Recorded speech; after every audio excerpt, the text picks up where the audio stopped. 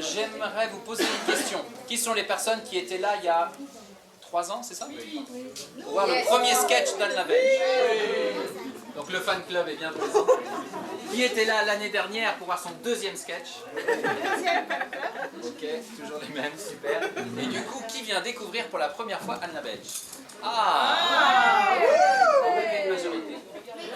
Alors, pour la petite histoire, Anne, il y a 3 ans maintenant, a découvert, si j'ai bien compris, le théâtre dans mon atelier de théâtre d'impro. Et puis, à la fin de la semaine, elle me dit, écoute, j'ai un rêve d'enfant, ce serait de faire du stand-up, de faire un spectacle, un seul en scène, ou quelque chose comme ça. Est-ce que tu crois que je pourrais faire un sketch? Et puis, bon, il y a eu un petit propos, voilà, tout un tas d'histoires qui ont eu pour conséquence qu'elle a fait son premier sketch sur son arrivée à l'espace il y a 3 ans. Elle a fait rire à peu près 350 personnes là-haut à Teranga. Il y avait quand même un homme dans mon mobilo quand je suis arrivée. Oui, bah oui. C'était compris dans le prix. Pourtant, je ne le trouve plus. Attention, elle repart dans ce qui s'est passé il y a 3 ans. Je ne la contrôle pas, personnellement. Donc en tout cas, tout ça est parti d'un rêve qui a été rendu en partie possible par sa venue à l'espace des possibles. Elle a découvert beaucoup de choses. Il n'y a pas que le théâtre qu'elle a découvert à l'espace, comme beaucoup d'entre nous. Censure! Et du coup, suite à ça, elle est partie, elle a tout lâché dans le sud de la France pour aller vivre une année à Paris, suivre des cours dans une école d'humour. Et puis voilà qu'aujourd'hui, après 1 an de travail, donc ça fait 2 ans de travail, si on cumule l'année à Paris plus l'année de création de ce spectacle, pour ce spectacle qui s'intitule Les délires de Anne la Belge.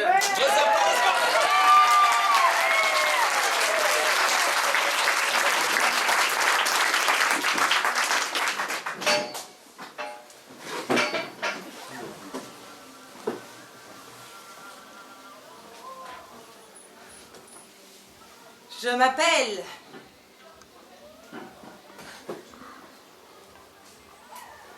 Eulalie. Lali pour les intimes. Je viens d'un tout petit village, près de Liège. Outsiplou, vous connaissez?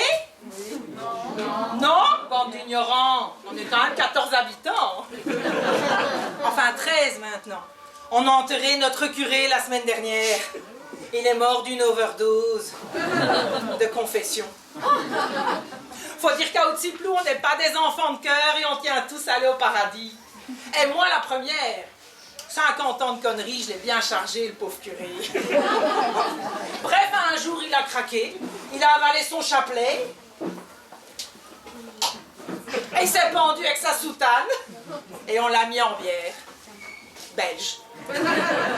J'ai donc 50 ans, je mesure 1,73 m et je pèse.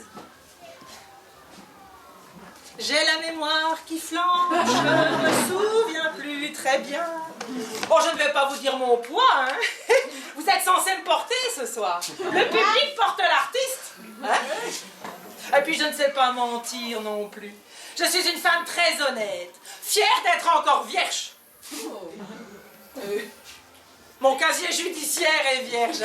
Moi, j'ai vu le loup plus d'une fois. Hein. 2 exactement. J'ai 2 enfants. César, arrivé par césarienne, et Colline, sortie par mon col. J'ai fait de l'appellation d'origine contrôlée.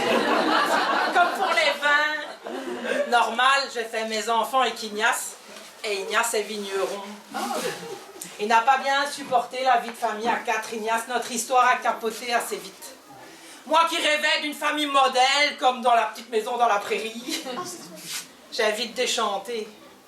Faut dire ce Charles Ingalls. Hein? Oh, qui n'a pas rêvé de Charles Ingalls, là, le zéro défaut? Hein? Je suis la seule à avoir fantasmé sur lui? Non. Levez les mains, celles qui n'ont jamais fantasmé sur Charles Ingalls. Oh, monsieur, j'ai dit celle. Ah, mais vous avez vu le feuilleton, au moins? Ah, bah d'accord. Quand il se met torse nu, là, qui scie ses bûches, tout luisant de sueur avec ses tablettes de chocolat, moi, j'aime bien l'odeur. A des idées aussi. Je me suis vous inquiétez pas, hein, ça n'existe que dans les films. Hein. Ah, la réalité est tout autre.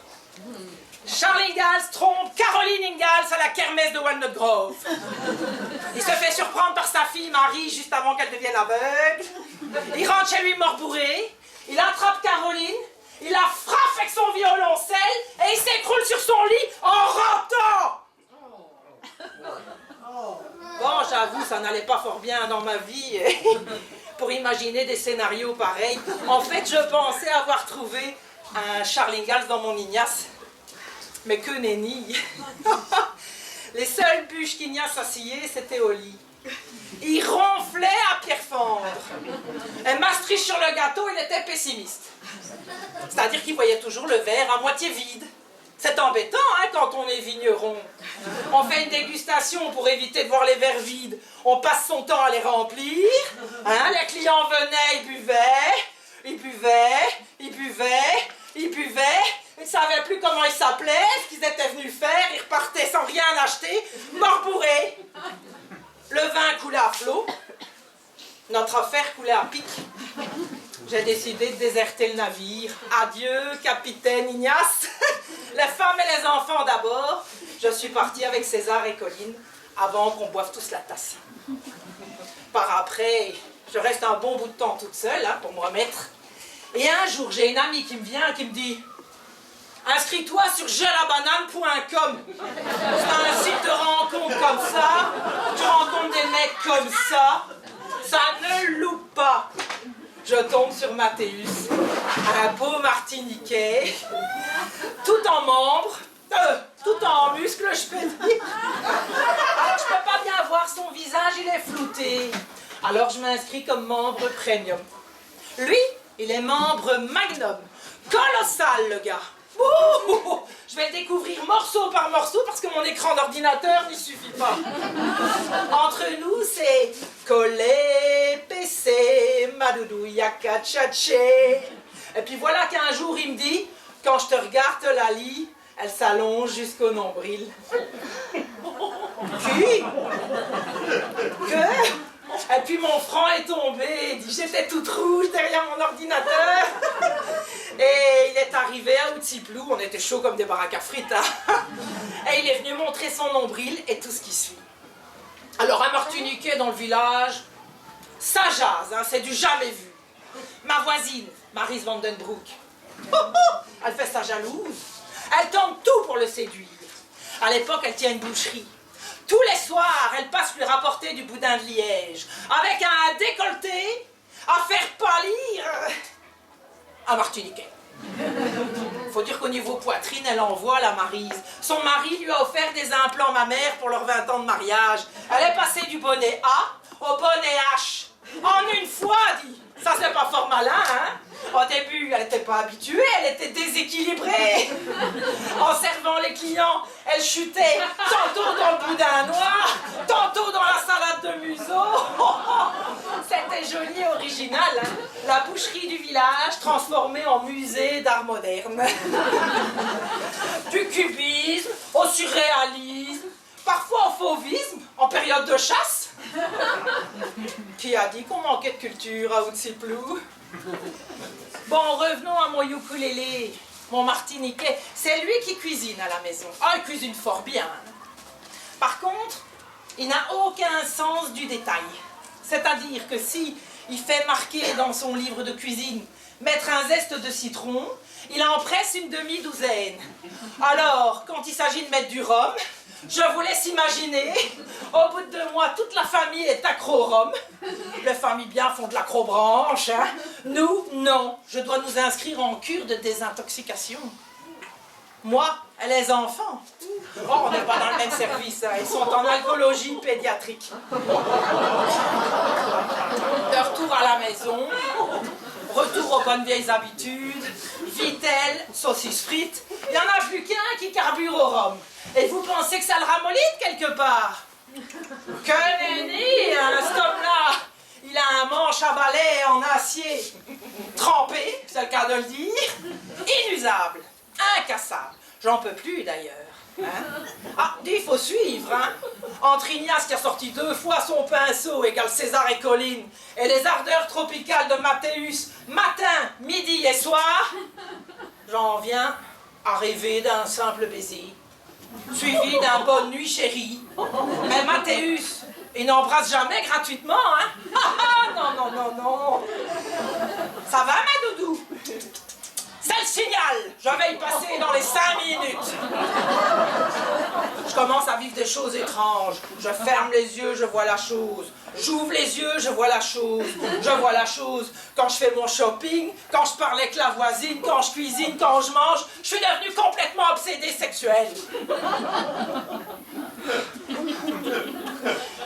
Alors finalement, eh bien, ça s'est terminé bêtement. C'est qu'un jour, j'ai été à la boucherie du village pour lui acheter de l'entrecôte. Et devant tout le monde, je me suis trompée. Je lui ai demandé de l'entrejambe. Le boucher s'est enfui dans l'arrière-boutique. C'est sa femme Maryse qui est arrivée avec ses airbags gonflés à bloc.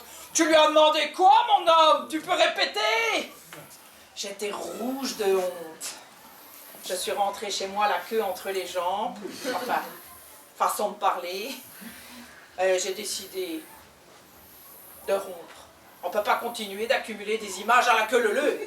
Hein? Et puis, plus d'hommes à la maison tant que les enfants y seront. Commence une longue période d'abstinence. Au bout de 2 ans, je perds des petits morceaux de peau partout dans la maison. Mes cheveux tombent, je me dessèche comme un vieil abricot flétri. Chaque fois que je vois un film d'amour, je vomis.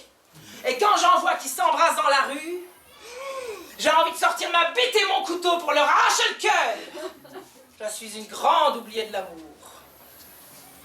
Quand je sors et que j'ai un petit butch pour un homme, il est gentil, sensible, attentionné, je vous en passe des meilleurs, ça ne loupe pas. J'apprends qu'il est pour les hommes. Hé, merde, hein? Quel gaspillage! Et puis, en plus, ils choisissent les mieux, hein, ils se prennent les plus beaux. Hein. Ce sont des BG, comme dirait mon César, des beaux gosses. Ah, ah. Et nous, mesdames, on doit se contenter des restes. Hein? Bon, après, heureusement, il y a les hétéros. Mariés. On n'est pas sauvés non plus. Hein. Alors eux, ils te font un portrait de leur femme à te dégoûter du mariage. En général, leur épouse est froide, insensible, cruelle. Elle tend le bras si elle a une petite envie, 1 fois par an si tout va bien. Ils te la comparent à une plotte d'épingle. Et toi, t'es la gentille, la tendre, l'aimante, la compréhensive, leur pot de miel, quoi. Hein? Mais attention, hein, jamais ils ne quittent la vinaigrette pour le miel. Hein. Oh, impossible pour eux d'avaler une salade sans vinaigrette. Oui, là, je commence à m'énerver un peu parce que j'ai été le pot de miel pour un de ces hommes, évidemment. Hein. Stanislas, il s'appelait. Il me butinait régulièrement derrière la butte de mon jardin. Et puis l'hiver est arrivé, on a attrapé des gerçures de partout. J'ai eu peur que ces parties ne se transforment en stalactites. Alors, mesure sanitaire d'urgence, je les fais rentrer à la maison. Les enfants dormaient. Et puis, sa vinaigrette était partie pour quelques jours. Allez, je vous raconte. Oh, Stani, chut, c'est la chambre des enfants. La mienne est par là. On commence notre petite affaire quand tout à coup, Stani crie, il pousse un râle de bonheur. Oh! Maman, maman, il y a un fantôme dans la maison. Bouge pas, je reviens. Mais non, les enfants, ne vous inquiétez pas. C'est juste le bruit du vent dans la cheminée. Une chanson douce que me chantait ma maman. En suçant mon pouce, j'écoutais en m'endormant. À demain les loulous, on dort. On commence notre petite affaire. En silence cette fois-ci. Mais boum, boum, boum. Oh! Maman, il est pas parti, le fantôme! Il est dans mon étagère, il tremble! Bouge pas, je reviens. Bah, il manque un enfant. Il est où César, Colline? Oh, Il est enseveli sous sa collection de chair de poule.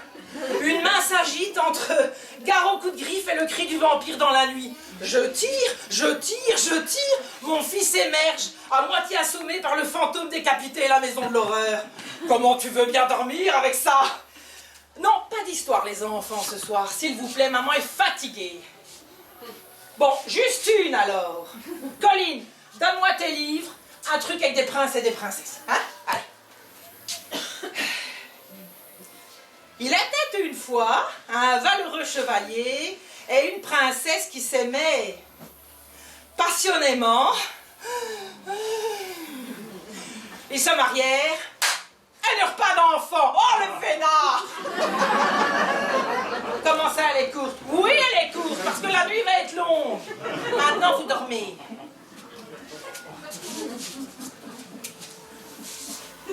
Stani, cette fois-ci, on recommence, on décale le lit du mur. Mets-toi là. On soulève, à 3, on dépose. T'es prêt? 1, 2, 3. Oh, ils n'ont dit de choses, mon petit orteil! Ça va pas crier comme ça, mais t'es dingue ou quoi? Maman, c'est pas un fantôme, c'est un vampire, j'ai reconnu son cri. Tu vas pas souffrir en silence, non? Bouge pas, je reviens. Oh, faites des gosses! Bon, ne pleurez plus les enfants. Maman va tuer ce méchant vampire. Hein? Maman est très excitée. Énervée. J'attrape un crucifix, je prends de l'ail dans la cuisine, je me retourne, je tourne nez à nez avec... Merci de suivre. Stani, mais qu'est-ce qu'il fait là, cet abruti? Glace, glace. Fais tes prières, maudit vampire. Tu vas goûter à ma gousse, et tant pis pour ton haleine. Va des rétros, Stanislas, corpus delicti, vaginus orgasmus, penis in extenso, concedo turlutus. Ah, j'ai vaincu le vampire. À nous deux, Stani. On recommence notre petite affaire. J'ai besoin de mon drapeau, je vais pas vous faire des trucs porno ici.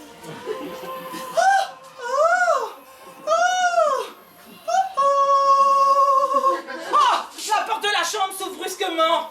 Mon fils, César, entre en somnambule. Enfin, bizarre le somnambule avec juste un œil qui fixe la bosse. Et il part en courant. Colline, Colline, il y a un anaconda dans le lit de maman, viens me le tuer. Je sors de mon lit, je te les chope dans le couloir. Ça va suffire tous les deux. Vous allez dormir, oui? Sinon maman va exploser. Dormez, c'est un ordre, sinon j'appelle Castaner. Casper. Plus personne ne bouge. Je repars à ma chambre. Enfin prête. Stani s'est endormi. Mais le lendemain, vive le matin, hein, les femmes, vous savez pourquoi je dis ça? Il remet le couvert. Mais de nouveau, il s'oublie. Ah oui, oui, oui. Ah mais non, non, non, dit. Je me redresse, mes deux enfants sont au pied du lit avec des yeux ronds comme des couilles suisses. Là, c'en est trop. Stani se lève furieux.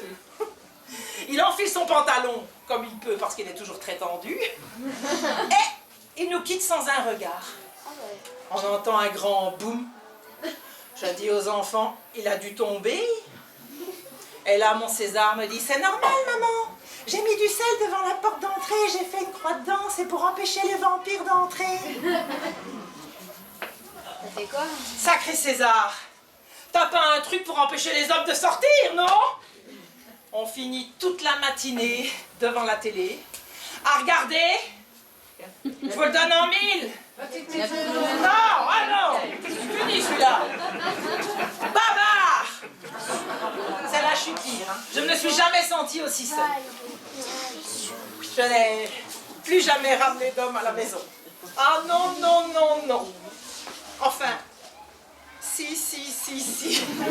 Une fois, mais il y est encore. Je vis avec Jean-Alain. Ah, c'est pas grâce à GélaBanane.com, nous autres deux. Ah non, non, c'est une vraie rencontre. à la kermesse de la moule à Calais. Comme quoi l'amour peut surprendre n'importe où. Hein. Il flash sur moi au moment de l'élection de Miss Moule. Pourtant, je ne suis pas sur scène. Je ne suis pas sur scène, même si je peux toutes les évincer, ces jeunes moules. J'ai d'autres ambitions dans la vie que de porter la couronne de Miss Moule, excusez-moi du peu. Il me fait un clin d'œil. Ah, moi, je me sens des ailes pousser dans mon dos. Hein. Je l'invite à boire une bière. Je vais vite me rendre compte que Jean-Alain ne m'a pas fait un clin d'œil, il a une toque. Il cligne d'un œil. Mais quoi qu'il regarde, hein, un oiseau, un chat, un poisson rouge, une femme, tout fait farine au moulin, il cligne, il cligne, il cligne. Bon, mis à part ça, il est pas mal foutu quand même. Hein. Un peu dégarni, la soixantaine. Bon, il vit encore chez sa mère, il le garde. Avec un prénom pareil, tu comprends qu'elle a de la misère à le laisser vivre sa vie. Alors quand elle apprend qu'il vient vivre chez moi, elle rentre dans une de ses rages, elle arrache son dentier et elle le jette au feu. Elle était déjà pas fort belle, hein. Mais là je peux vous dire qu'elle fait carrément peur. Enfin, au moins elle n'a plus de dents contre moi. Quand on va manger chez elle, moi je m'étais dit qu'avec un prénom comme Hildegarde, elle allait nous servir des choses bonnes pour la santé, hein, on connaît tous Hildegarde. Mais c'est pas la même, c'est pas la même du tout. Elle nous fait de la purée, elle peut plus rien mâcher, c'est normal, des nouilles, et la dernière fois on a eu droit à des couilles suisses. Vous connaissez les couilles suisses? Non, mais, mesdames, je ne vous demande pas si vous avez déjà frouchelé qu'un Suisse, hein. Je vous parle ici de boules de pâte à pain qu'on jette dans l'eau bouillante et qu'on sert ensuite avec du beurre fondu et de la cassonade. Chez Hildegarde, ça fait un souper. Alors la première boule te goûte plutôt bien, tu te régales. Merci Hildegarde. Mais quand t'as terminé, elle t'en sert directement une deuxième. Et là, tu n'oses rien dire parce que c'est belle maman. Tu manges ta deuxième boule, mais tu sens déjà que ça va pas se passer comme tu veux dans ton ventre.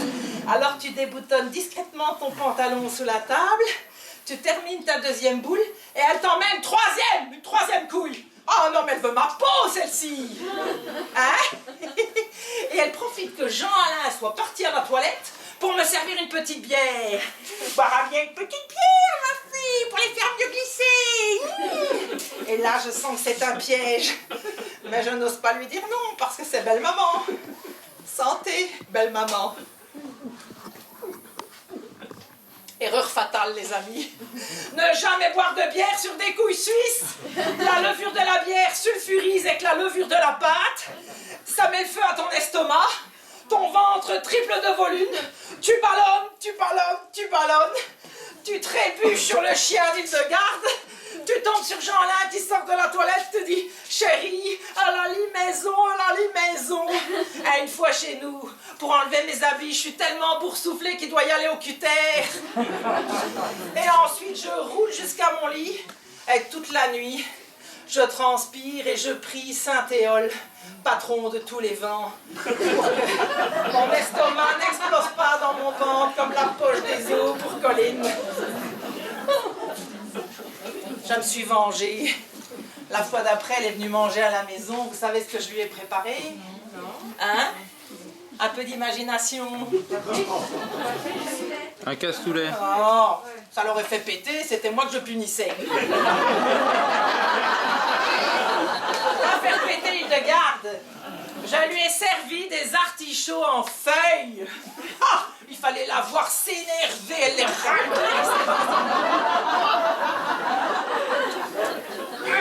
C'était la lutte pour la vie. Au bout de la 10e feuille, elle avait ses gencives en sang. Avec Jean-Alain, on attaquait notre dessert, qu'elle n'en était qu'à la moitié de son artichaut. Bon, la guerre froide est déclarée. Les hostilités sont ouvertes. Elle m'offre à chaque fois un cadeau depuis. Elle est gentille. Qu'est-ce qui a dit qu'elle était gentille? J'ai des voix ou quoi? Qui a dit qu'Hildegarde était gentille? Elle est sournoise. Elle m'offre de la dentelle. Elle sait fort bien que je suis allergique à la dentelle. Quand j'en porte, ça me gratte de partout. J'attrape des plaques rouges sur tout mon corps. Avec Ignace, c'était notre sujet principal de dispute. C'est-à-dire qu'il aimait bien que je porte des petits sous-vêtements. Hein. Et quand je savais qu'on risquait de faire smouche-mouche, je passais par la salle de bain, j'enfilais mes sous-vêtements, j'arrivais dans la chambre, il ronflait. Et les fois où il ronflait, je me disais, allez, je me déshabille, j'enfile mon pyjama en pilou, et là, j'entendais, t'es de nouveau bandante ce soir. On n'était pas synchro, nous autres deux, hein. Donc ça n'a pas duré. Alors la grande gagnante dans cette histoire, c'est Maryse Vandenbroek, ma voisine. Parce que je lui refile toute la dentelle que je reçois. On a la même taille. Ah si, sauf que moi, c'est de naissance. Enfin, c'est naturel, je veux dire. Hein. Je ne suis pas née avec une paire comme ça. Hein. Oh. Alors, finalement, la Maryse est très contente parce qu'elle n'a plus trop de sous. Ils ont dû fermer leur boucherie avec son mari. Il recevait tous les jours des menaces de mort des véganes. Depuis, je peux dire, ça fait 2 ans qu'ils tirent le diable par la queue. Enfin, avec toute la dentelle que je leur donne, maintenant, ils tirent autre chose. Hein. Ça chauffe toutes les nuits chez Vandenbroek. Les murs tremblent et... Ils mugissent aussi fort que toutes les vaches qu'ils ont envoyées à l'abattoir. Ça vous est déjà arrivé de vous ennuyer dans votre lit? Oui. Pendant que les voisins font leur petite affaire. Parlez les enfants là. C'est peut-être l'heure d'aller au lit.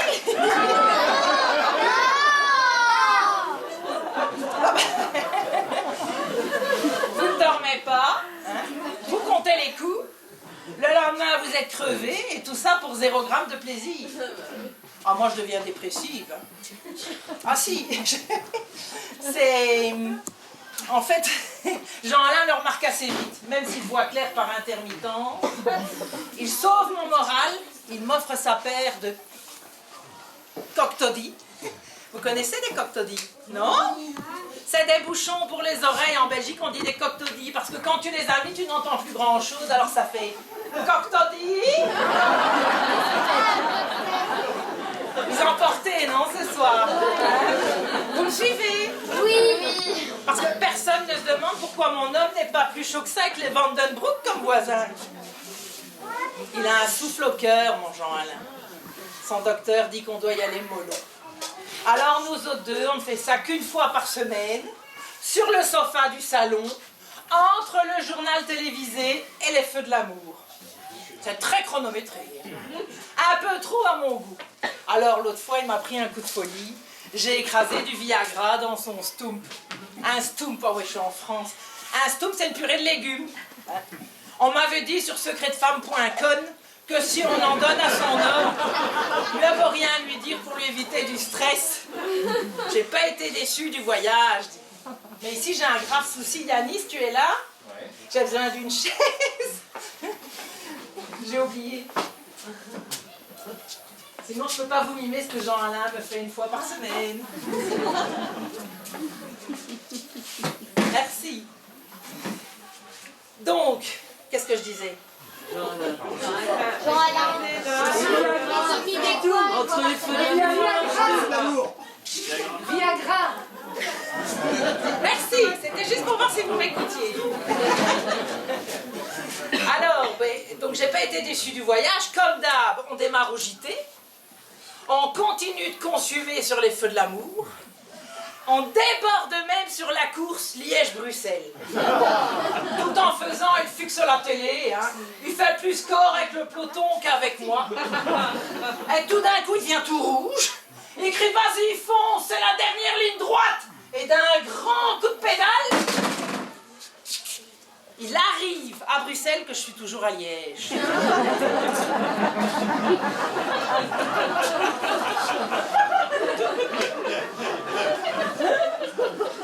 Dis Jean-Alain, tu sais qu'on est censé ne faire qu'un. Et là, mon grimpeur tourne de l'œil et il tombe d'un coup sec. Il tombe d'un coup sec sur moi. Quand ton corps sur mon corps, lourd comme un cheval mort. Alors je le redresse, je le secoue, je lui colle une tarte. Oh, il aime bien les desserts, mon Jean-Alain.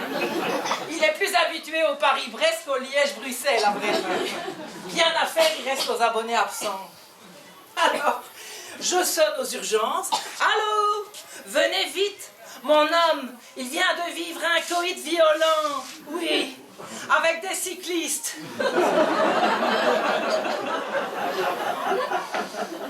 3 jours, ils l'ont tenu à l'hôpital. On n'a pas compris pourquoi. Ils lui ont fait toutes sortes d'examens du derrière. Radiographie, mammographie, coloscopie, vasectomie, toucher anal et rectal. Enfin, anneau, recto et verso. Ah oui, on a vécu plusieurs, et dans toutes les positions, hein. Lui qui m'a toujours interdit de le toucher là, il a été servi en une fois. Il rentre à la maison, il pipe plus un mot. Juste oui ou non. Faut avoir de l'imagination pour savoir ce qu'il veut. Hein.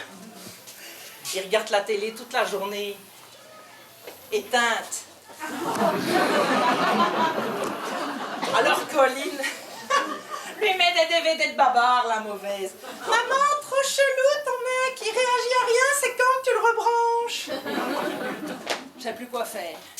Et puis, je me souviens qu'il aime fort bien de jardiner. Alors je lui dis, Jean-Alain, tu pourrais peut-être planter le citronnier qu'on nous a offert. Bon, je sais fort bien que le citronnier va crever. Hein. À Haute-Ciplou, on n'a pas le climat pour. Mais Jean-Alain aussi peut crever. Il faut faire un choix. Je lui tends sa bêche. 2 heures après, Maryse, ma voisine, me sonne. Dis, ton mec est en train de creuser sa tombe ou quoi? Je sors au jardin, je ne le trouve plus. Il est où? Il est où mon homme? Il est où mon homme? Il est où? Il est où? Pas moyen de le retrouver. Que personne ne sorte, on a volé mon mari. Et puis finalement, j'aperçois une tête qui sort du gazon. Je cours. Je trouve Jean-Alain au fond d'un grand trou. Toujours en train de creuser. Mais chérie, qu'est-ce que tu fais? Jean-Alain, ton souffle au cœur. Et puis c'est bien trop grand pour un seul citronnier. Et là, il me répond, c'est pas pour le citronnier que je creuse. Il m'a fait flipper, dit. Je le charge dans ma voiture, direction médecin de famille. Ah, il n'y a pas échappé. Hein. Anxiolytique, antidépresseur, le cocktail. Ah, ça va mieux d'ailleurs. Il sourit. Sans raison. Il reparle un peu, mais le sport et lui, c'est fini. Hein. Il devait emmener mes enfants skier, sans de la revue. Alors, en bonne mère que je suis, je leur ai dit, on va aller skier à nous 3. Après tout, je suis encore jeune et souple.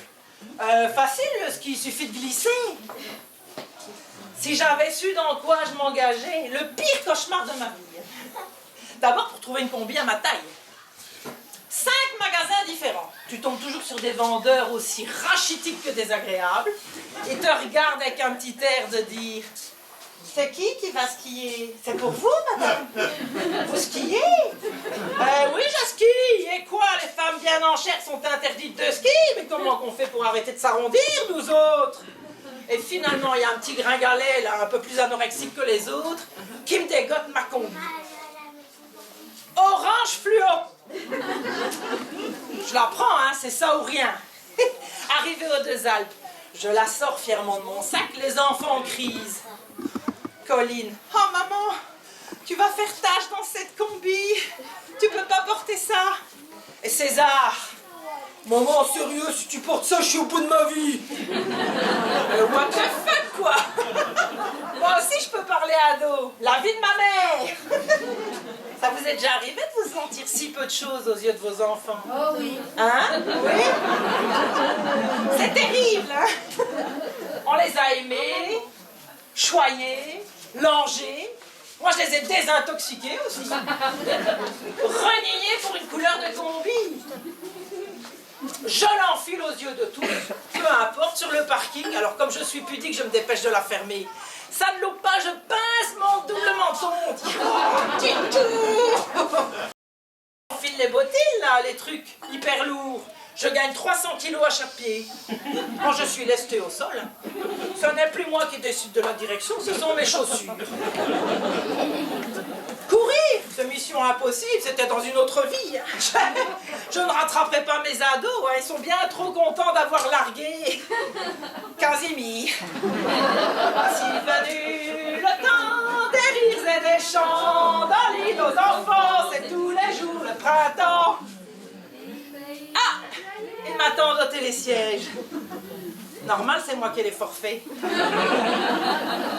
Alors le télésiège, c'est encore agréable. On est assis en famille, on admire la vue, on mange des cooks, on fait des blagues. Hein?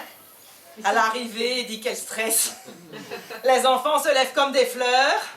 Et moi, à cause d'un bouton de ma combi, je reste coincée sur mon siège.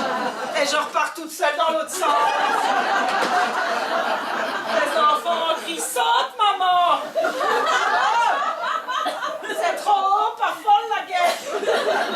Et puis si je me casse une jambe, finalement, je préfère descendre assise. Mais à l'arrivée, ils ont crié sur moi comme des putois. Ils ont dû stopper tout le bazar. Ils sont arrivés avec des ciseaux pour me dégager.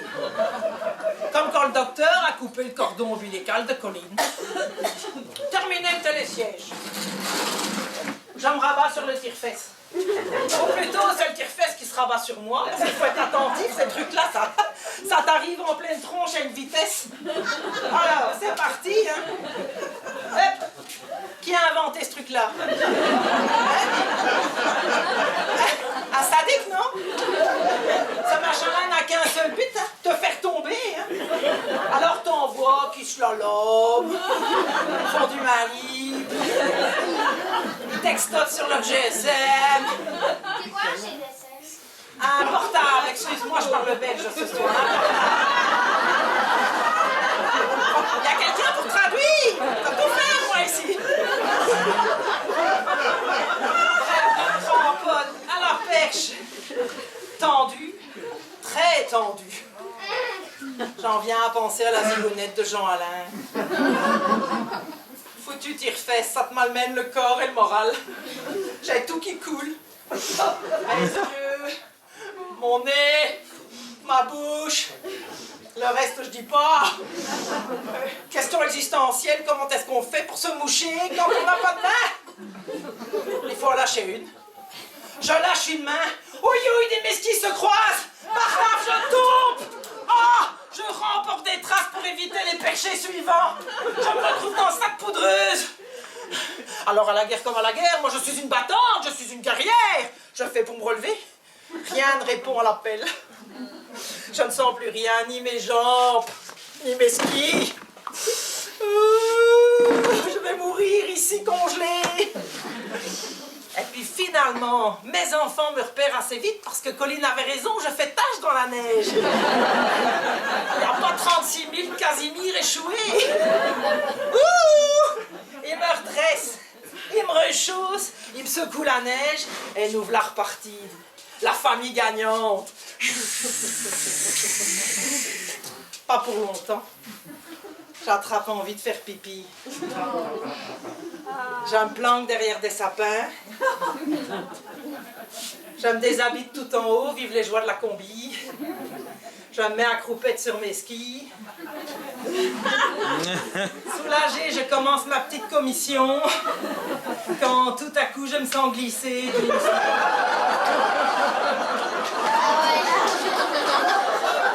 Au secours! Ça s'accélère! Je dévale la piste cul nu! Avec une grande trace jaune derrière moi! Avec ma combi orange qui fait gyrophare! Dans ma pleine lune! C'est quoi, je sais pas. C'est une lignée.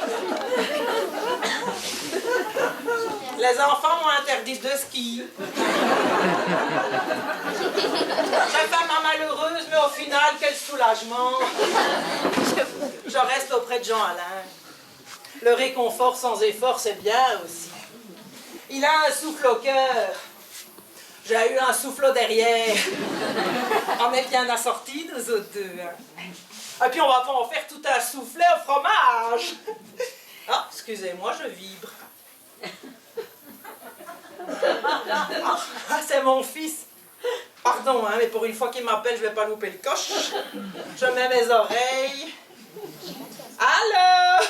Oui, bonsoir, fiston. Comment ça se passe là-bas, dis? Comment ça, tu ne rentres plus? Tu pars au Mexique? Tu as rencontré une Mexicaine, toi. Dis, tu sais que maman préfère que tu te mettes avec une bêche. Hein? Tu vas escalader un volcan? Le coco Kate? Ouais, je l'écorche, on s'en fout. Mieux vaut l'écorcher que l'escalader, ça grimpe cette histoire-là. N'oublie pas que tu viens du plat pays. César, tes études, tu vas pas arrêter tes études au beau milieu de l'année. Lourd comme il est ce volcan, tu peux peut-être reporter. Hein? Il ne va pas s'envoler. Ah, les neiges éternelles sont en train de fondre. C'est bête ça. Et pourquoi qu'on les a appelées comme ça alors? Hey, dis, ne crie pas sur maman, hein? Je suis ta mère, j'ai le droit de poser des questions bêtes. Toutes mes relations d'amour devaient être éternelles, je voudrais bien savoir pourquoi elles ont fondu, elles aussi. Hein? Ça m'éviterait de perdre Jean-Alain dans la foulée. Comment ça, tu t'en fous? Attends un peu, c'est une idée de ton père, ça, non? Il a escaladé un volcan comme ça quand il était jeune. Ce qu'il t'a pas dit, ton papounet, c'est qu'une fois en haut, fort descente, avec tes cuisses en chasse-neige, hein? Tes roum-doum-doum trempent dans la neige pendant des heures, t'arrives en bas, elles sont toutes dures et toutes bleues. Des petites couillettes de schtroumpf. Oui, je fais une redondance. Je fais des redondances quand j'ai envie que tu aies bien l'image de ce que je raconte. Elle pourrait aussi se décrocher et tomber par terre. Et alors, je ne serai jamais grand-mère. Dis, déjà que j'ai failli ne pas être mère, demande-lui à papa, hein, s'il pensait que quelque chose de vivant sortirait de ses cochonnets, là, une fois en bas. Ah, tu ne changeras pas d'avis. Bon. Bon, dis fisson, une fois là-bas, tu saurais m'envoyer une carte postale pour que je l'accroche au mur du salon, hein? Et puis une photo de tes coucougnettes pour le congélateur. Comme ça, chaque fois que j'irai chercher un glaçon, j'aurai une petite pensée émue pour elle. Allô? C'était une blague, César? Il a raccroché à mon nez. Mais ils n'ont plus aucun sens de l'humour, ces gosses. Vous en sortez, vous, avec les vôtres? Oui. Parce que si vous avez des conseils, moi, je suis preneuse. Hein. Je n'aime plus aucun poids. Même pas le poids d'une majorette. C'est quand même normal que je veuille ce qu'il y a de mieux pour mes enfants. Qu'ils fassent des grandes études, qu'ils aient une vie moins galère que la mienne. Je vous ai dit ce que je fais pour gagner ma vie, moi? Non. Non, hein? Je vends des jeux éducatifs dans les écoles. Oh, j'aime bien, c'est amusant, hein? Sauf que je n'ai pas de salaire fixe. Donc, en gros, si je ne vends pas, je ne mange pas. Et les enfants non plus. Ambiance à la maison, hein? Alors, quand je rentre bredouille, ben, ils ont l'image, mais ils n'ont pas le son. Parce que c'est pas que j'ai gagné 0 €. Comme la voiture et l'essence sont à ma charge, je rentre en négatif. J'ai payé pour aller travailler. Oh! J'ai payé pour aller travailler. Il y en a d'autres qui sont aussi cons que moi dans la salle ou c'est juste moi? Hein? Moi.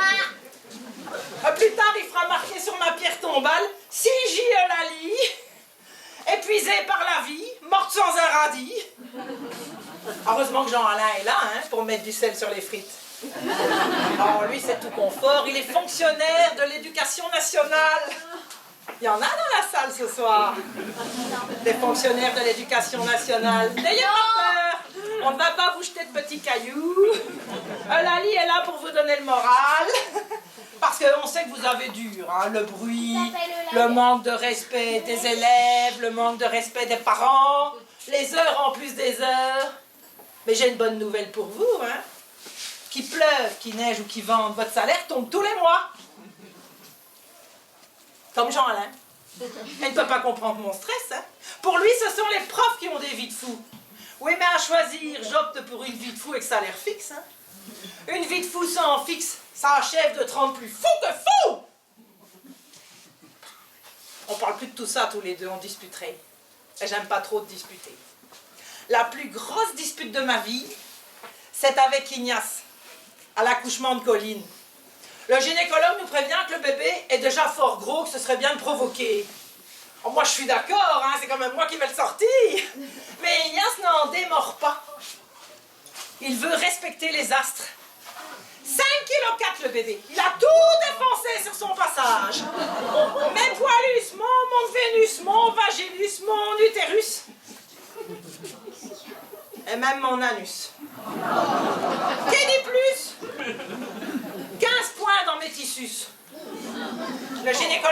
professionnels de la haute couture. J'ai dû m'asseoir dans une bouée pendant 1 mois. Sexy, hein? Merci les astres, hein, pour ce désastre. Bon, vous l'avez compris, hein, j'ai pas une vie facile. Entre mes ados, Jean-Alain, Hildegarde, le boulot, cette année j'ai trouvé les vacances idéales. Ça s'appelle, j'ai trouvé ça sur le site jegardelabanane.com. Finalement c'est toujours une histoire de banane. Ça s'appelle Rêve à ta vie. C'est un centre de vacances spirituel. Là-bas, on te propose des ateliers pour ton physique, pour ton mental. Il y a des conférences aussi. Bon, tu fais un break pour réfléchir, quoi. Moi, je voulais y aller seule. Hein? Mais c'était Jean-Alain qui avait payé les vacances. C'était compliqué de le laisser à la maison. Surtout qu'il était fort content parce que c'est en bord d'Atlantique et Jean-Alain est mordu de pêche. Ah, c'est un sauvage, mon homme. Il passe la plupart de son temps seul en mer. Ce qui ne l'empêche pas d'être très terre à terre. Quand il parle de ses poissons, c'est...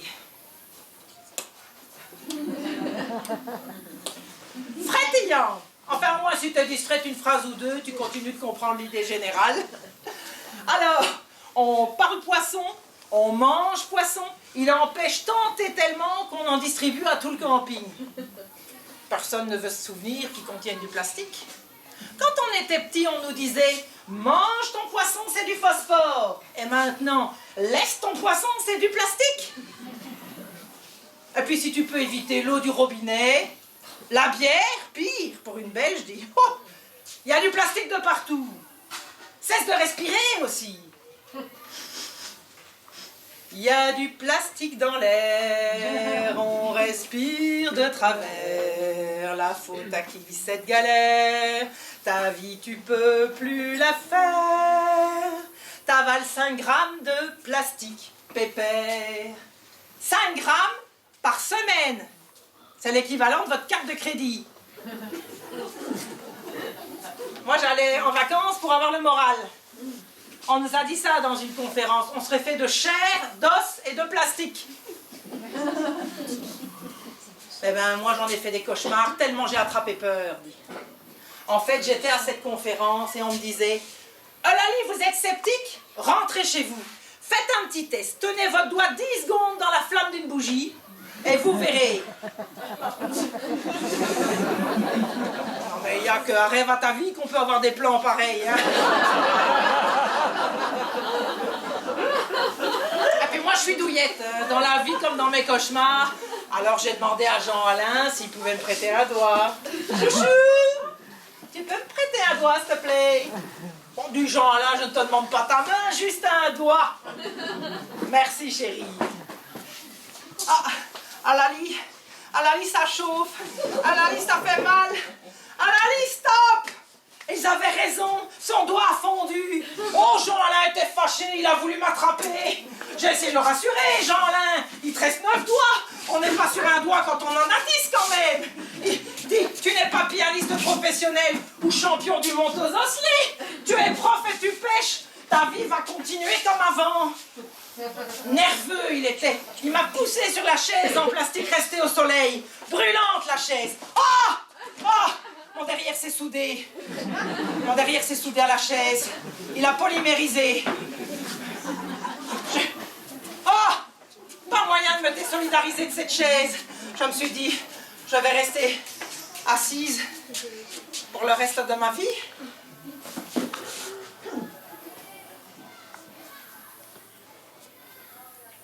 Maman, tu peux apporter du sel, Step? Maman, ça manque de poivre. Chérie, il n'y a plus de PQ. Ah, on se taille là. C'est mon JT là. Wow, ma bière. T'as dit qu'il fallait éviter. Merci, pas trop tôt. Ah, c'est machin coudré. Oh, j'aime pas celle-là. Aux infos, le cauchemar continue. On apprend qu'à cause du réchauffement climatique et des bouffées hormonales des femmes de la ménopause, tout un tas de femmes de mon âge disparaissent soudainement. Tout ça me donne soif. La dernière en date, Maryse Vandenbroek, ma voisine. Elle a attendu son bus trop longtemps au soleil. Et elle a fondu. Son mari a récupéré une grosse plaque de plastique. Ah oui, les implants mammaires de Maryse faisaient 70% de son corps. Il n'a pas pu l'enterrer. Elle n'était plus biodégradable. Alors il a couru chez Tupperware pour demander de l'aide. Il a versé sa femme sur le comptoir. Le directeur de Tupperware a récupéré Maryse dans un moule. Il l'a tassée. Il l'a mise au four. 180 degrés chaleur pulsée. Et une demi-heure après, il a dit à Stéphane, « Votre femme est prête !» Il l'a démoulée et il a tendu à Stéphane une spatule en plastique. Oh, Stéphane était content. Il a traversé tout Tsiplou avec sa femme au bras. Et il est arrivé chez lui. Il l'a posée délicatement dans le tiroir de la cuisine. Maryse sera près de lui pour toujours, aussi efficace qu'avant. Mais le directeur de Tupperware n'en reste pas là. Et merci au Vandenbroek. Il lui vient une idée. Il ouvre un nouveau marché. Il propose aux gens de recycler leurs défunts pour qu'ils les gardent à portée de main en cuisine. Cimetière, tiens, apporte papy à table, on serve la soupe. Attrape ma reine pour essorer la salade. Oh, qui a mis mamie au lave-vaisselle, ce malin, elle est toute déformée. Je me réveille, en sueur, mais je n'ai pas fondu. Quel horrible cauchemar. Oh, Jean-Alain, je compte ses doigts. 11, le compte est bon. Ça doit être le plastique qui dynamite mes neurones.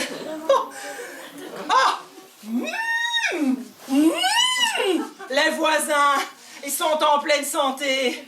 Quel plaisir de les entendre. Terminer les conférences.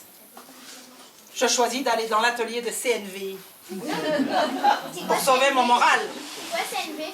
Alors justement, CNV, c'est communication non violente. Comme CNV. Moi, j'ai l'air brave comme ça, mais je peux être très violente. Je peux même faire très peur quand je m'énerve. Ah oui?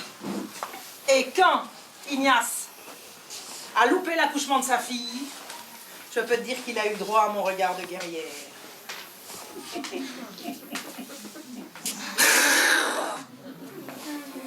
Je peux te dire qu'il frôlait les murs. C'est vrai? Par après, j'ai découvert où il était. Pendant que j'expulsais mes 5,4 kg.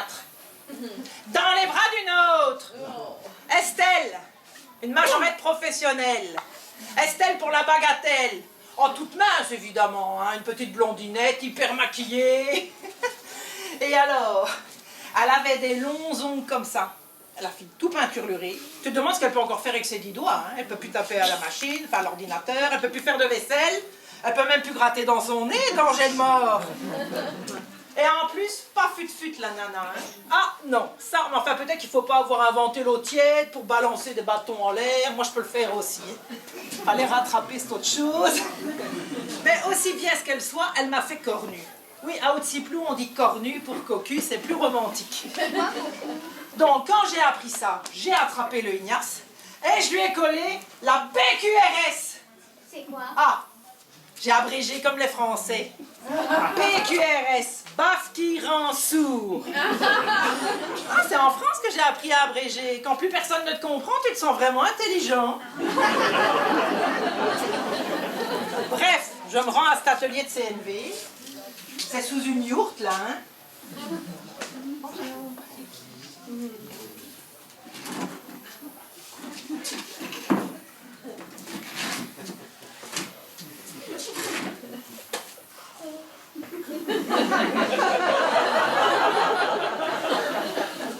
Et là,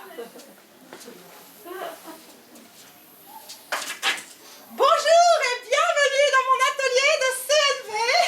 Je m'appelle Christelle comme le cristal.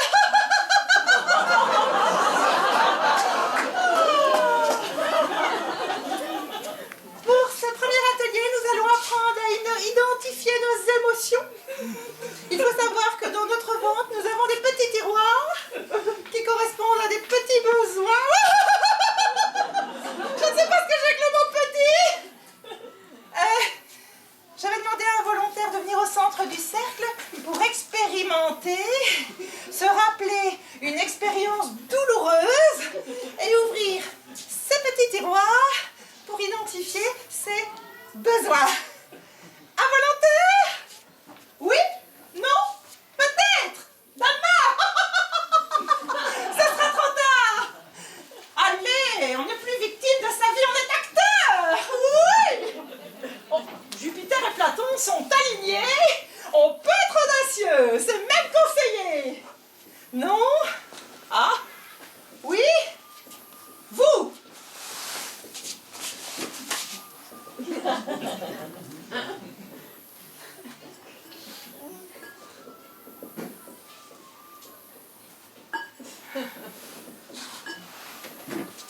Me voilà au centre du cercle.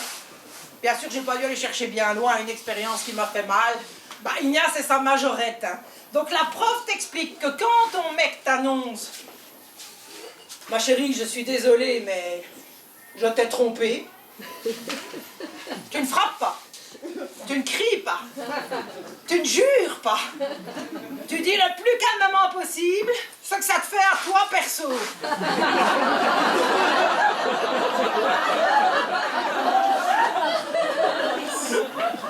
Chérie, je suis profondément attristée de cette nouvelle.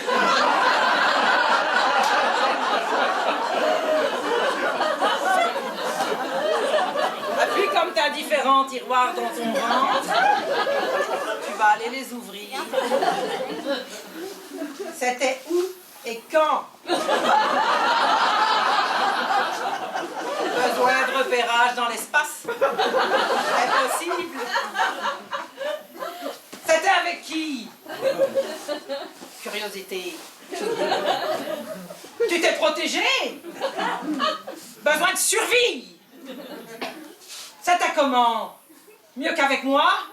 Besoin de tuer! Et là, t'assompes ton mec d'un coup de tiroir! Et tu lui gueules le prof qui est en dessous! Et si ça pouvait le rendre muet aussi! Pourquoi tu me racontes ça? Oh! Je voulais rien savoir, moi! Reprends tes mots, là, qui m'écorchent le cœur! Mes besoins à moi sont simples. Vivre heureuse, être aimée, accoucher en ta compagnie à l'occasion. Pas besoin de tiroir ni de CNV pour ça. Ouf, j'ai foutu la zizanie dans cet atelier. Toutes les écorchées vives, les cornues de service se sont levées et m'ont suivi. La BQRS! La BQRS! La BQRS! La BQRS! La CNV, mon clan de nana vénère. J'avais lancé une nouvelle mode. Ça n'a pas plu à la prof. Mesdames, asseyez-vous, s'il vous plaît. S'il vous plaît, mesdames, du calme. Eulalie, je pense que vous n'êtes pas tout à fait prête pour mon atelier de CNV. Je vous demanderai donc de bien vouloir, dans un premier temps, aller aligner vos chakras au yoga. Moi? Du yoga? Mais j'aime pas le yoga. Pour qui elle m'a pris? Et puis j'ai croisé le prof de yoga. Je me suis dit que j'aimais bien le yoga quand même. Adam, il s'appelle. S'il me le demande gentiment, je veux bien croquer dans sa pomme. Hein. Je m'inscris à son cours les yeux fermés. C'est peut-être pour ça que je ne vois pas que c'est pour les confirmer. J'arrive, je veux me mettre au premier rang pour qu'il me remarque. Plus de place pour moi. Toutes des créatures de rêve, hyper minces, encore toute être majorette, en tenue fluo. Tiens, j'aurais dû laisser ma combinaison de ski. Et elle me regarde avec un air comme ça, l'air de dire que je me suis trompée de salle.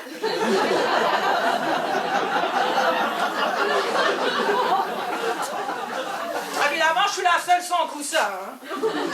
Vous savez, il faut un coussin pour les issions. Vous savez pas ce que c'est les issions? Allez, je vous le dis, comme ça vous vous coucherez moins bête.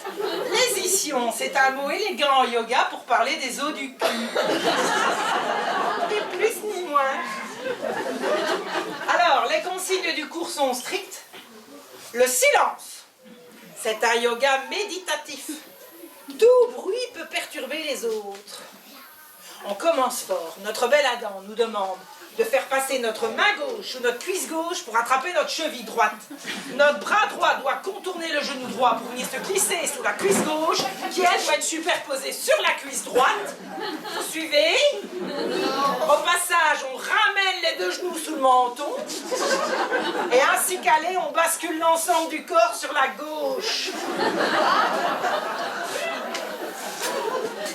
Et là, j'entends garder la mâchoire détendue.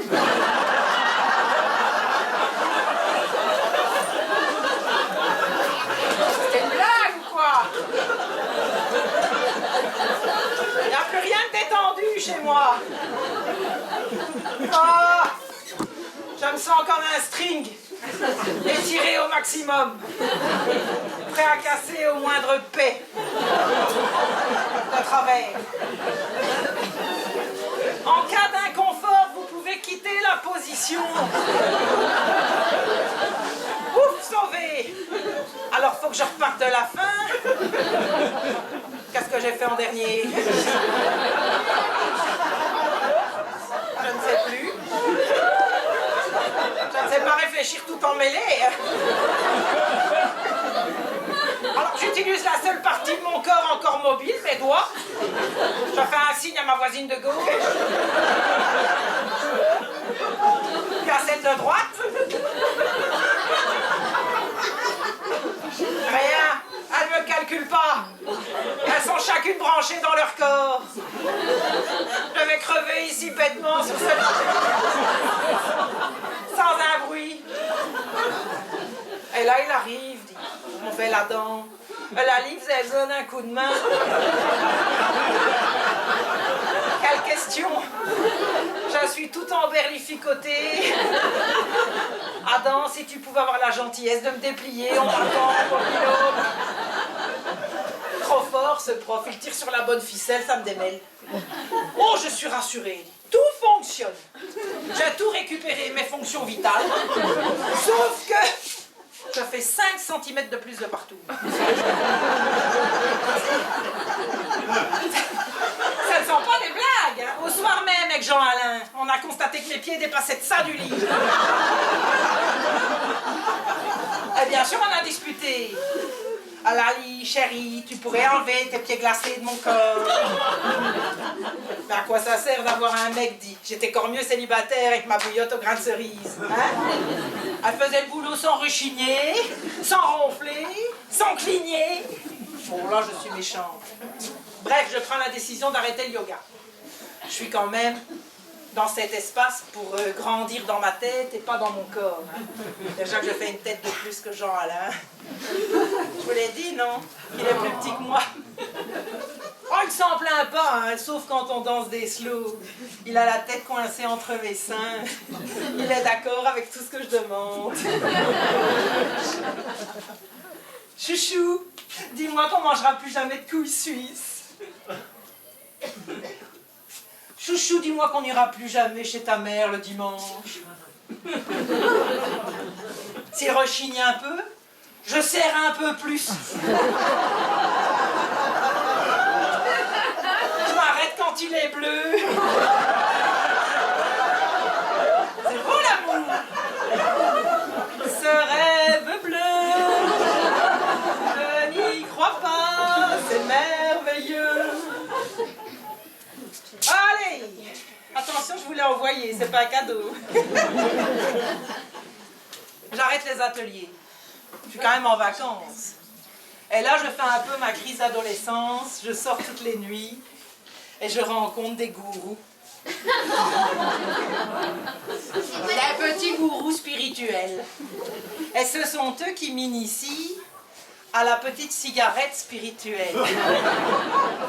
Ah, j'ai rien vu venir. Hein. Au départ, je ne me suis pas méfiée. Allez, je vous raconte. On était en cercle, là. Hein. Et alors, on te passe un espèce de truc. Bon, il n'y avait pas le Covid, hein, encore. Tu tires. Je ne sens rien. Bah non, je ne sens rien. Vous êtes tous des petits kékés de camping. Je ne sens rien. Moi, je suis alignée, moi. Hein. Ça doit être une question de corpulence. Je ne sais pas pourquoi vous faites tant d'histoires avec ces petits machins-là, hein. Ah, ça revient, allez, soyons fous.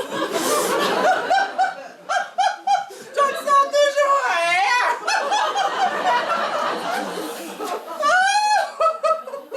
Oh, mais non, ça ne me fait rien. J'ai quelques frissons à peine. Ah, dis, ça va, c'est mon tour, la gourmande. Déjà que tu m'as tiré, tu m'as doublé dans la file du temps en train, ça suffit, là. Je ne sens rien, de toute façon, je n'en ai plus besoin, là, voilà. Ah, ça revient, mais oui, bon, écoute, ah, mais oui, j'ai encore...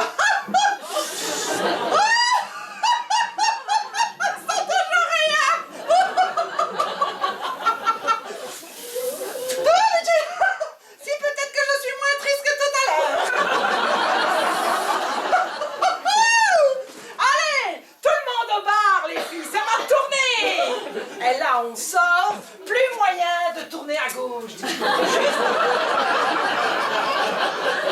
pas fou, quoi. Le bar était à gauche, j'ai fait 3 tours de terrain.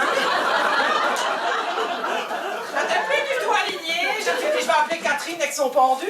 Que faire? Droite, droite, droite. J'arrive, plus de bar. Que personne ne sorte, on nous a volé le bar.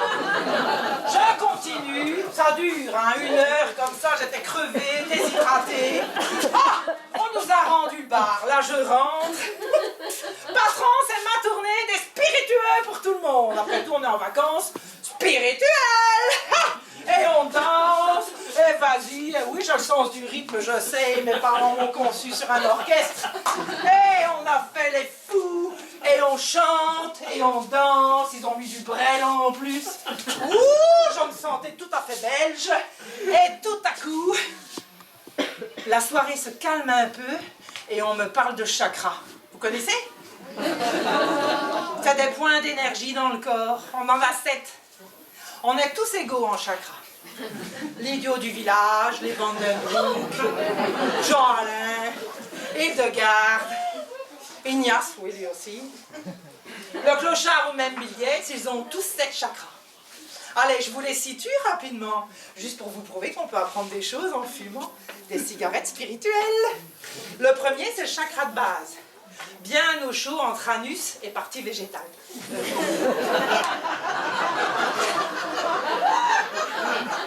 Quelqu'un peut m'aider? Je ne me souviens plus du bon terme. On en a tous là. Génital.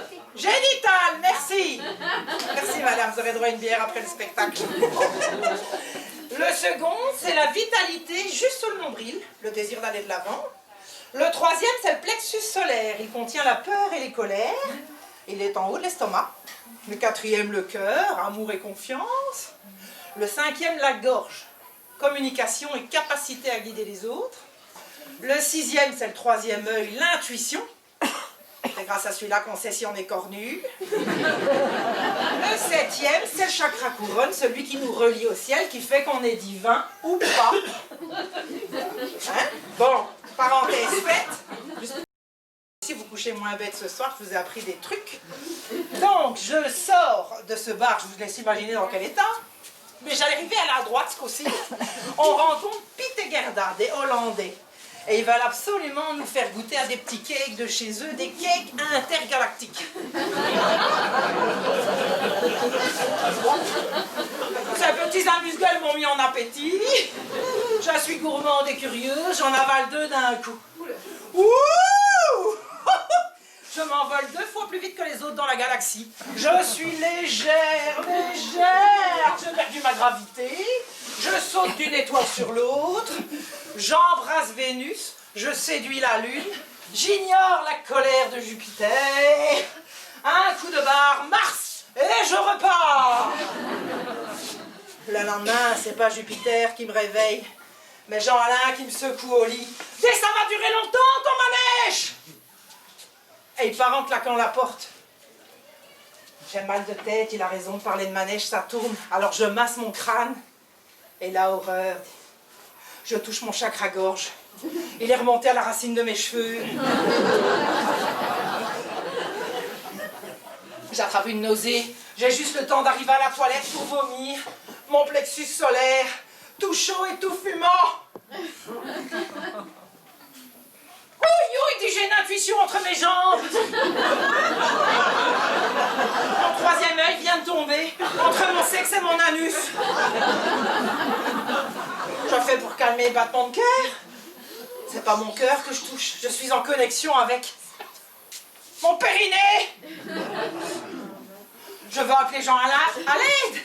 À l'aide, chérie, à l'aide! Je sens une lourdeur dans mon pied gauche. Mon chakra couronne. Il vient de tomber du grenier à la cave dans mes orteils. Mes chakras, tous mélangés. Pour qui? Pourquoi? Et maintenant, que vais-je faire? Vers quel néant glissera ma vie? Bon, allez, reste zen et positif. T'es à rêve à ta vie, oui ou non? J'ai vomi mon plexus solaire. Je ne connaîtrai plus ni peur, ni colère. Mon troisième œil a pris la place de mon périnée. Je vais avoir plus d'intuition dans mes rapports sexuels. Mon périnée a pris la place de mon cœur. Alors la question, peut-on aimer avec son périnée? Imaginez 2 minutes. Oh Jean-Alain, mon périnée ne bat que pour toi. Oh, ah, Ignace, ton histoire avec cette majorette m'a brisé le périnée. Si je vous dis que vos rires ce soir me vont droit au cœur.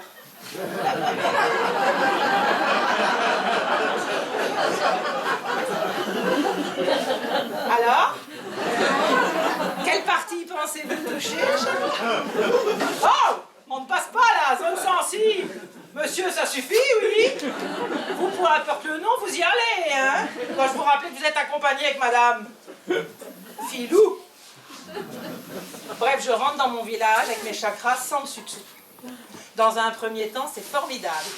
Je vis dans une bulle d'amour, je suis pacifique, je souris tout le temps, je ne dispute plus avec personne. Jean-Alain peut pêcher quand il veut, mon fils peut grimper ce qu'il veut. Je remercie poliment Hildegarde pour la dentelle, je ne lui sers même plus d'artichaut. Je me dis qu'il doit faire bon vivre en Hollande si tout le monde mange des petites cakes intergalactiques. Il n'a pas fait que de me tromper avec Estelle la bagatelle. Il a fait bien pire. Il a griffé toutes mes poils téphales. Ou alors c'est elle avec ses longs ongles. Cruella. Je suis rentrée de la maternité. Mon téphale rayé, mon baby blues m'ont fait sombrer pendant des semaines. Eh bien là, après ma phase peace and love à mon retour de vacances, ma striche sur le gâteau, ma phobie pour mes poils est devenue si puissante que je me surprends à leur parler, à les caresser, à leur chanter des chansons. Et c'est vrai, je suis tombée amoureuse d'un poilon. Bon, ça va, hein, ne me regardez pas comme ça. Vous êtes ici pour me juger ou quoi? Hein? Que celui qui n'a jamais péché jette le premier caillou. Bon, avec une poêle, j'avoue que c'était spécial. Vous voulez que je vous raconte? Oui. Moi, je veux bien, mais il faut me jurer que ça reste entre nous, parce que si ça venait aux oreilles de Jean-Alain, je ne donne pas cher de mon couple. Allez, levez la main et dites « je jure ». Tous, hein? Je jure. Vous aussi, là, pas de coup fourré. Monsieur? Ok. C'est pas grâce à gelabanane.com, hein, nous deux. Mon poilon et moi, on se rencontre dans un magasin de cuisine professionnelle. Il est là, le plus beau de son rayon. Dans son uniforme en téflon nickel, il me fixe de son regard d'acier. Je frissonne. Son manche étendu, je comprends que je lui plais. Il fait marquer dans son cœur « performance longue durée ». Voilà qui va me changer de Jean-Alain. Je ne regarde pas au prix, je l'achète. On sort du magasin main sur le manche, amoureux comme jamais. On organise rapidement notre mariage. Jean-Alain, chérie, ne me dérange pas, je suis en train de faire le souper, c'est une surprise. On choisit Maryse comme témoin, vous savez, la spatule en plastique. L'éponge est là, déjà bien imbibée. On espère qu'elle ne fera pas d'histoire, elle sait se montrer aussi douce que revêche. Oh non, qui a invité la balance le jour de mon mariage? Un groupe de Chinois débarque. C'est un mariage international. On va au bal masqué, oh, oh, oh. On va au bal masqué. Oh, la passoire. Elle laisse passer des ustensiles tranchants, mais ils vont blesser mon époux. Ah, heureusement que la salière s'en mêle. Elle met son grain de sel, elle remplace la passoire par le robot. Il fera moins de sentiments. Bien vu, il tient tête au presse-purée. L'économe arrive sans cadeau, toujours aussi radin. Le casse-noisette ouvre le bal. Les mandolines résonnent. On met le feu à la piste de danse. Les casseroles, excitées, dansent. Elles cherchent un couvercle à leur taille. Les plus coquines dansent avec le fouet. Oh, oh, oh, oh, oh, oh. Tout ça est très louche. La cocotte minute siffle tout ce qu'elle peut. Elle attend qu'on lui tripote son petit bouton pour envoyer sa vapeur. Il fait chaud. Le tire-bouchon cherche à tirer. Le décapsuleur a décapsulé. Le moulin à poivre a mouliné. La bouilloire crie débranche-moi. Le toaster toast avec la plancha. Oh, le chalumeau nous enflamme. Les tamis tamisent la lumière. Une série de slows. Je cours vers mon poêlon. Mais il vient d'inviter la sauteuse à danser. La femme de l'écumoire qui écume de rage. Oh, elle lui arrache son nœud papillote. Elle lui roule une pelle à tarte. Devant moi, le jour de mon mariage, j'attrape mon mari par la queue et hop, j'assomme la sauteuse. À nous deux. Enfin, nous deux. On entame notre nuit de noces. Je le masse à l'huile. J'allume la flamme. Je jette l'ail, l'oignon. Il frétille de bonheur. Comme il en redemande, je lui balance les rondelles de courgettes une à une. Tiens, prends ça. Oh oui, et encore ça. Et encore une. Oh, il frétille de plus belle. Alors je mets du sel, du poivre, de la ciboulette, du gingembre. J'épice, du curcuma. Il est au bord. Je réduis la flamme, je verse les œufs, je le couvre et... Oh, nous gémissons. C'est notre première expérience à l'étouffer. Enfin, je le découvre, je l'attrape par le manche, je le fais aller et venir. Et là, il me crie « Griffe-moi, raille-moi, fais-moi mal !» J'attrape une spatule en fer. Et là, je deviens... sauvage! Le fouet m'encourage, je le crotte, je le griffe, je le raille, je ne sais plus me contrôler, je suis comme enragé! Je n'entends pas qu'il me supplie d'arrêter! Ses amis arrivent à la rescousse. L'éponge me détape le visage. Maryse me transperce l'oreille. La sauteuse me saute tout. Les casseroles me frappent. Ah, ah! Eh, les couvercles m'assomment. Ah! Aïe! Oh, Jean Alain! Chérie, tu m'as saisi. Oui, j'ai chaud. Tu sais bien que je mets toujours beaucoup de périnée quand je cuisine pour toi. Serve-nous un apéritif, chérie. J'arrive dans 2 minutes. C'était moins 2. Il n'a rien remarqué, hein? Hein? J'ose pas lui dire, j'ai peur qu'il me quitte. Je dérape toute seule comme une grande en cachette dans ma cuisine. La nuit aussi, c'est pénible. J'ai des remontées de cake intergalactique. Je ne dors plus, j'ai des images qui se bousculent dans ma tête. Le curé de Houtsiplou chante la Brabançonne pendant que Jean Alain cuisine les produits de sa pêche. Au menu, bouteilles et chaussures de plastique, en accompagnement épinards et beurre de fonctionnaire, pour agrémenter le tout, un doigt de péquet. Maryse et Mathéus font une partouze géante avec des véganes dans un champ d'artichauts. Estelle, la sadique, crève ma bouée avec ses longs ongles. Adam tricote avec mon corps, pendant que Christelle, cachée au fond d'un tiroir, nous espionne. Les enfants font une bataille de boules suisses à la kermesse de la couille. Oh là! Ignace attrape un moral de vainqueur. Il a fait une overdose de cake intergalactique. Hildegarde recolle ses dents sur le rythme du Paris-Brest avant d'aller se vautrer dans le beurre fondu et la cassonade. Et moi, Lali, eh bien moi j'accouche ce soir devant vous, de moi-même. C'est beaucoup plus lourd que 5,4 kg, mais ce sont des kilos de bonheur. Je vous remercie d'être là, c'est bon d'être en vie.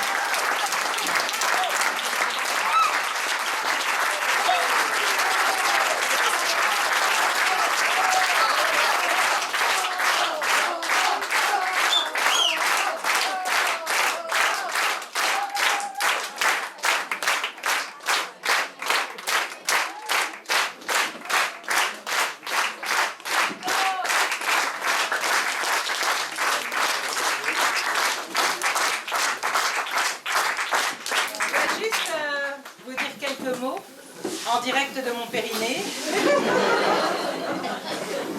La première chose, c'est merci parce que vraiment chaque année, je retrouve un public qui me soutient et qui m'aide à m'accrocher à ce rêve.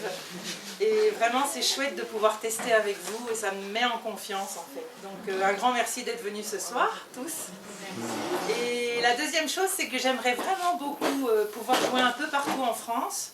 Donc j'ai ma page Facebook, c'est Anne la Belge, tout simplement. Vous allez me reconnaître avec mon drapeau. Si vous voulez m'envoyer des idées, des suggestions, peu importe où c'est, peu importe le nombre de personnes, je joue. Parce que c'est vraiment là que je me régale le plus. Peu importe le monde et la distance. Et la troisième chose, j'aimerais quand même remercier quelqu'un ici dans cette salle qui m'a d'abord regardée comme une folle dingue il y a 4 ans, mais qui vraiment me fait confiance et me soutient beaucoup dans ce projet, qui m'a accordé pas mal de temps pour mon spectacle.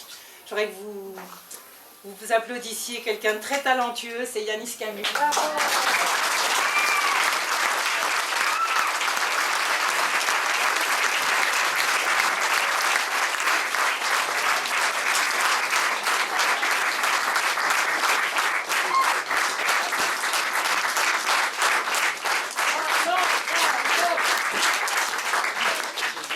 Avant qu'on aille tous se coucher tranquillement sans faire de bruit pour ne pas réveiller ceux qui peut-être sont déjà couchés, qu'on t'applaudisse une dernière fois et qu'on applaudisse non seulement Anne la Belge mais aussi l'espace des possibles parce que tout ça c'est arrivé grâce entre autres à l'espace et à beaucoup de travail. Bravo.